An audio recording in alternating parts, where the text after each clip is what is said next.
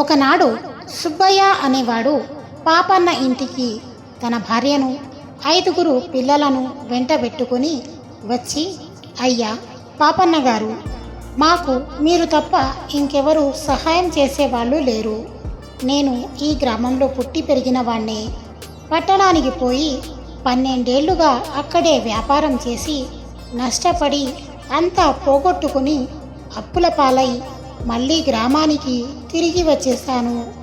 మీరు కాస్త సహాయపడినట్టయితే ఇక ఇక్కడే ఉండిపోతాను అని ప్రాధేయపడ్డాడు. నా నుంచి ఏం సహాయం కావాలో చెప్పు, సాధ్యమైతే తప్పక చేస్తాను అన్నాడు పాపన్న. ఒకప్పుడు సుబ్బయ్యకు ఆ గ్రామంలో ఒక ఇల్లు, కొంత పొలము ఉండేది. అతని ఇల్లు ఊరి బయట విసిరేసినట్టుగా ఉండేది. అదీ కాక చాలా పాత ఇల్లు. 12 ఏళ్ల క్రితం సుబ్బయ్య పట్టణానికి పోతూ తన పొలంతో పాటు ఆ ఇల్లును కూడా అమ్మాలని చూశాడు. కానీ దాన్ని ఎవరూ కొనలేదు. ఇప్పుడు ఆ ఇల్లు పూర్తిగా కూలిపోయి నేలమట్టమయ్యింది. ఇంటి స్థలం దిబ్బ వేసిపోయింది.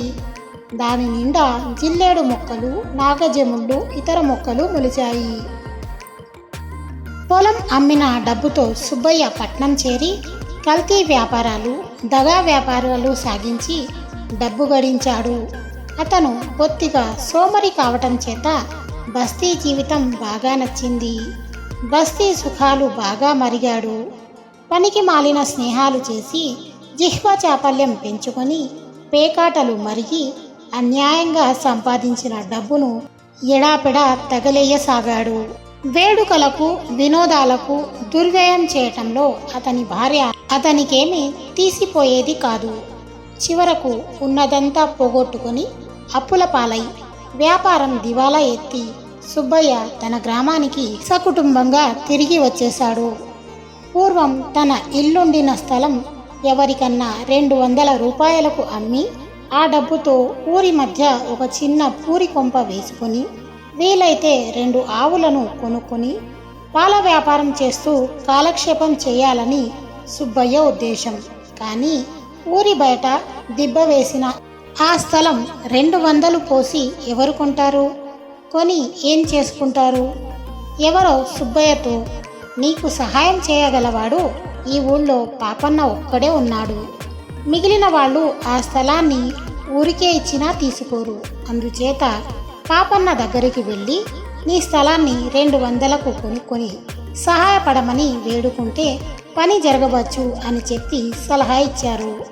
అందుకనే సుబ్బయ్య సకుటుంబంగా వచ్చి పాపన్న దర్శనం చేసుకుని తన కష్టం చెప్పుకున్నాడు. 5 బిడ్డలతో నిరాధారంగా నిలబడి ఉన్న సుబ్బయ్యను చూస్తే పాపన్నకు జాలి పుట్టింది. అతని దగ్గర సమయానికి 200 లేవు. అయినా మీనాక్షి నగలు తాకట్టు పెట్టి 200 భర్తీ చేసి క్రయపత్రం రాయించి సుబ్బయ్య స్థలం కొన్నాడు. సుబ్బయ్య ఇల్లు ఏర్పాటు చేసుకునేటందుకు 2-3 రోజులు పట్టింది. అంతదాకా పాపన్నే సుబ్బయ్య కుటుంబాన్ని పోషించాడు కూడా. ఇల్లు ఏర్పాటు చేసుకోగా సుబ్బయ్య చేతిలో కొంత డబ్బు మిగిలింది. దానితో ఆవును కొనుక్కునే ప్రయత్నం చేయటానికి మారుగా సుఖం మరిగిన ప్రాణులు కావటం చేత సుబ్బయ్య, అతని భార్య సుఖంగా పిండి వంటలు చేసుకు తిని 10-15 రోజుల లోపలే ఉన్నదంతా ఖర్చు చేసేశారు. సంసారం గడిచే సమస్య అలాగే ఉండిపోయింది. సుబ్బయ్య మళ్ళీ పాపన్న వద్దకు వచ్చి ఒక 100 రూపాయలు బదులిచ్చారంటే 2 ఆవులను కొని పాల వ్యాపారం చేసుకుంటాను అన్నాడు. నా దగ్గర చిల్లిగవ్వలేదు. నీ దగ్గర కొన్న స్థలం బాగు చేసి చిలకడ తుంప నాటుదాం అనుకుంటున్నాను. కూలి పని నువ్వే చేసి కూలి డబ్బులు పుచ్చుకో. పంట వచ్చాక గాని నా దగ్గరికి డబ్బు రాదు. అంతదాకా ఈ కూలి డబ్బులతో నీకు కాలక్షేపం అవుతుంది అన్నాడు పాపన్న.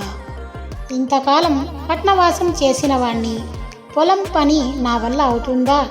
పార పట్టుకోవటం కూడా నాకు చేత కాదు.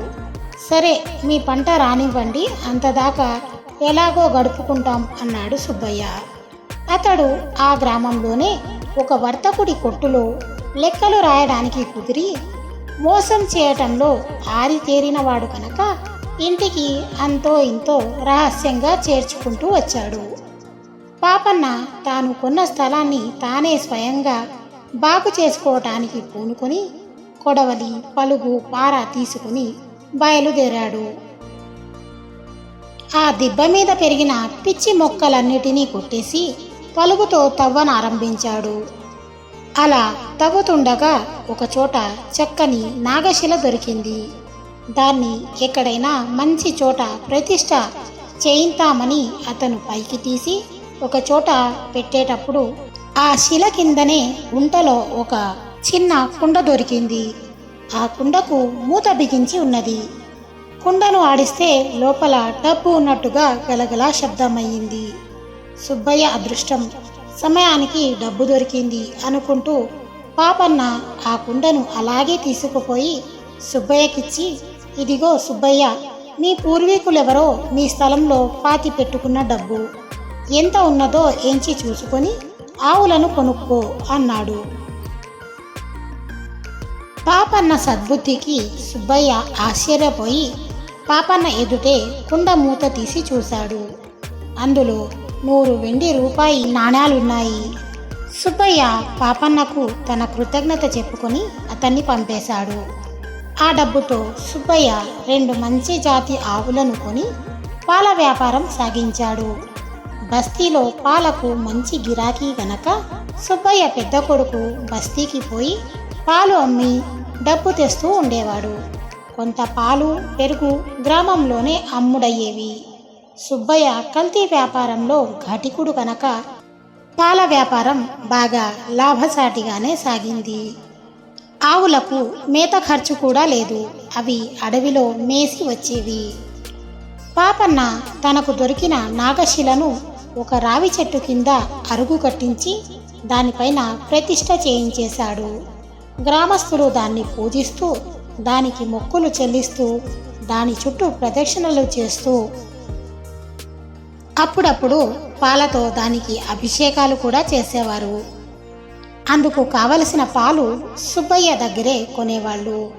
ఒక నాగుల చవితికి పాపన్న తన భార్యను, కొడుకును వెంటబెట్టుకుని నాగ నైవేద్యానికి బయలుదేరాడు. మీనాక్షి చలిమిడి ఉండలు, అప్పాలు తీసుకున్నది. పాపన్న కొడుకు లోటాలో పాలు తీసుకున్నాడు. అయితే దారిలో ఆ కుర్రవాడికి ఎదురు దెబ్బ తగిలి పడిపోవటంతో లోటాలో ఉన్న పాలన్నీ నీలపాలయ్యాయి. దారిలోనే సుబ్బయ్య ఉండే ఇల్లు. పాపన్న అక్కడ ఆగి సుబ్బయ్య క్షేమ సమాచారాలు విచారించి, చూడు సుబ్బయ్య, నాగాభిషేకానికి ఇంటి నుంచి తెచ్చుకున్న పాలు కాస్త ఒలికిపోయాయి, కాసిని పాలు ఇయ్యి అన్నాడు. పాలు ఇంటి నుంచి మోసుకురావాలా పాపన్న గారు? ఇక్కడ పాల వ్యాపారం చేస్తూనే ఉంటేనిగా. నాగాభిషేకానికి అందరూ నా దగ్గరే పాలు కొనుక్కుపోతారు. మీ బోటి వాళ్ళు కొంటేనే కదా మా వ్యాపారం నడిచేది అన్నాడు. సుబ్బయ్య భార్య కాసిని పాలు తెచ్చి లోటాలో పోసింది. అభిషేకం ముగించి ఇంటికి తిరిగి పోయేటప్పుడు మీనాక్షి సుబ్బయ్య భార్యకు ఇన్ని చలిమిడి ఉండలు, అప్పాలు ప్రసాదంగా ఇచ్చింది. ఇది జరిగిన మర్నాడే సుబ్బయ్య ఇంట ఒక ఉపద్రవం జరిగింది. సుబ్బయ్య భార్య 2 ఆవులను పాలు తీసి పెద్ద పాత్రలో పోస్తుండగా ఆ పాత్రలో నుంచి బుస్సుమంటూ పాము బయటికి వచ్చి ఎటో వెళ్ళిపోయింది. సుబ్బయ్య భార్య హడలిపోయి చావు కేక పెట్టింది. పిల్లలు దడుచుకున్నారు. సుబ్బయ్య దిగాలు పడ్డాడు. ఆ పూట పాలు అవతల పారబోయవలసి వచ్చింది. ఆ సాయంకాలం తిరిగి ఇదే విధంగా జరిగింది. పాము వచ్చి ఆ పాలు పోసే పాత్రలో ఎందుకు పడుకుంటున్నదో ఎవరికీ అర్థం కాలేదు. ఈ సంగతి మాత్రం ఊరంతా పొక్కిపోయింది. అందరూ తలా ఒక రకంగానూ అనుకున్నారు. సుబ్బయ్య పాలలో దారుణంగా నీరు కలపటం చేత దేవుడిలా బుద్ధి చెబుతున్నాడని కొందరన్నారు. ఇంతకాలము ఇలా కాకపోవటానికి కారణమేమిటని మరికొందరు ఆక్షేపించారు. నాగాభిషేకానికి అమ్మే పాలు మరీ అన్యాయం. బొత్తిగా నీళ్లలో పాలు కలుపుతాడు. అందుకే ఇలా అయ్యింది అని మరికొందరన్నారు. సుబ్బయ్య భార్య మటుకు తన భర్తతో, మీరు పాపన్న గారికి పాలు ఇచ్చి డబ్బు పుచ్చుకున్నందున ఇలా జరిగి ఉంటుంది, వెంటనే ఆ డబ్బు ఆయనకు తిరిగి ఇచ్చేయండి అన్నది. సుబ్బయ్య అలాగే చేశాడు. కానీ మర్నాడు కూడా పాల పాత్రలో పాము కనిపించింది. ఏ పూట కాపూట చేతులారా పితికిన పాలు పారపోయటం జరుగుతున్నది. ఈ సంగతి పాపన్న దాకా వెళ్ళింది. దీని సంగతేమిటో తెలుసుకోవాలని పాపన్న పెద్ద ఎత్తున నాగోత్సవం జరిపి నాగపూజ చేయించాడు. పూజ చేసేవాడికి మధ్యలో పూనకం వచ్చింది. ఆ పూనకంలో వాడు, ఒరే పాపిష్టి సుబ్బయ్య, నిన్ను నాశనం చేసేస్తాను. నువ్వు లోకులకు నీళ్లు కలిపిన పాలు అమ్మేది చాలక నా అభిషేకానికి అటువంటి పాలే అమ్ముతున్నావు. నీ ఇల్లు నిలబెట్టిన పాపన్నకు, నన్ను స్వయంగా ప్రతిష్ఠ చేసిన వాడికి కూడా అటువంటి పాలే అమ్మావు. నిన్నిక క్షమించను అని కేకలు పెట్టాడు. బుద్ధి గడ్డి తిని అపచారం చేశాం, క్షమించు నాగదేవత కాపాడు అని సుబ్బయ్య భార్య పొర్లు దండాలు పెట్టారు. తరువాత పూజ చేసేవాడికి పూనకం దిగిపోయింది. అటు తర్వాత సుబ్బయ్యను పాములు బాధించలేదు. అతను కూడా న్యాయంగా పాల వ్యాపారం చేసుకుంటూ ఊరి వాళ్ళ గౌరవం సంపాదించుకున్నాడు.